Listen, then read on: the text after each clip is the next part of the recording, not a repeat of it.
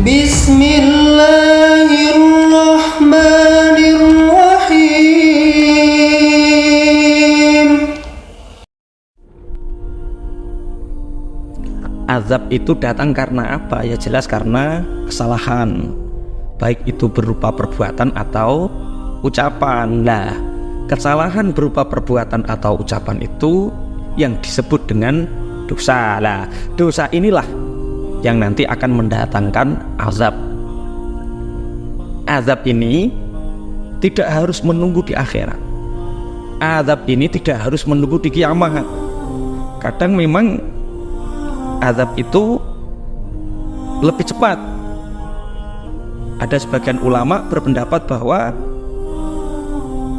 cepat mendatangkan azab itu karena besarnya nilai dosa.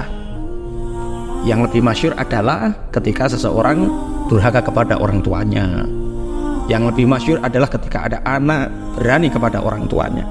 Tapi yang jarang kita sadari adalah ada azab yang disegerakan oleh Allah di dunia ini untuk orang yang suka berdusta.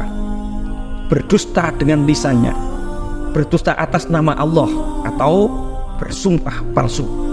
Ini salah satu perbuatan yang mendatangkan azab. Dalam kehidupan sehari-hari kita sering mendengar seseorang mengatakan kalimat demi Allah, atau kalau bahasa Arabnya wallahi, yang biasanya diucapkan dengan sumpah loh demi Allah, sumpah demi Allah. Memang kadang orang itu, tidak semua orang berbohong ketika membawa nama-nama Allah ini. Membawa nama Allah ini kadang tidak berbohong. Tapi tidak sedikit juga orang yang ternyata mengatakan demi Allah, sumpah demi Allah itu niat untuk berbohong, atau yang disebut dengan sumpah palsu. Keberaniannya mengucapkan kalimat wallahi atau demi Allah ini biasanya hanya untuk menutupi kesalahan yang dilakukan. Bisa jadi karena menyangkal tuduhan orang lain juga. Yang jelas dia merasa terdesak. Misal orang terlilit hutang, kemudian dia panik finance karena keadaan terdesak oleh debt collector, dia mengatakan wallahi lu demi Allah. Nah, dia hanya ingin selamat.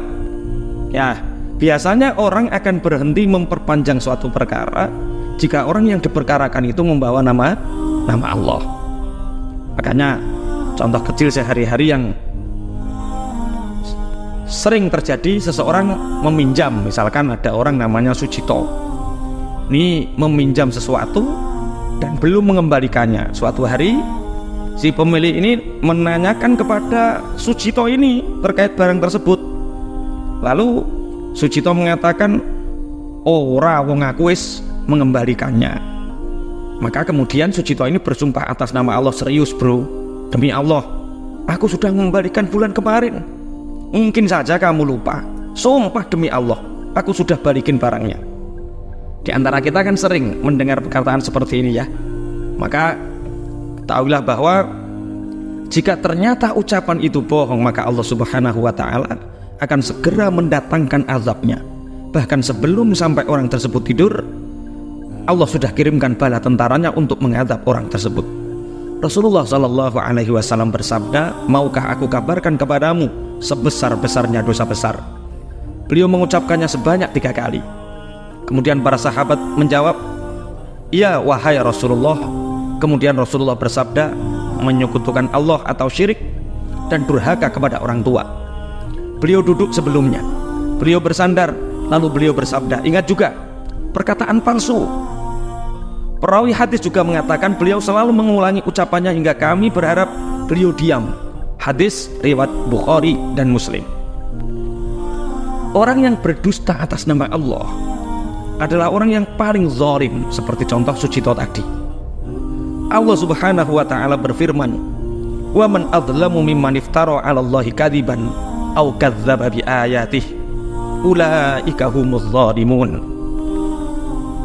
Dan siapakah yang lebih zalim atau ananya daripada orang yang berbuat suatu kedustaan terhadap Allah atau mendustakan ayat-ayatnya? Sesungguhnya orang-orang yang aniaya itu tidak mendapatkan keberuntungan. Quran surat Al-An'am ayat 21. Dari sini jelas bahwa Allah Subhanahu wa taala berfirman, jika orang zalim karena berdusta atas nama Allah tidak akan mendapatkan keberuntungan.